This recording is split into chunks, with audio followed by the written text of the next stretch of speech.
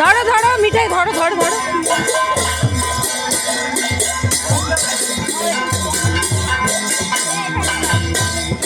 এই পাগলা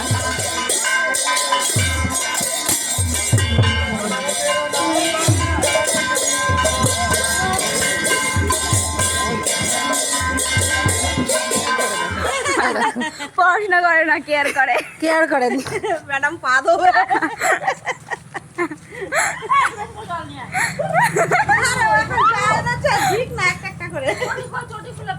পায়ে দিতে কি ভগবান নাকি?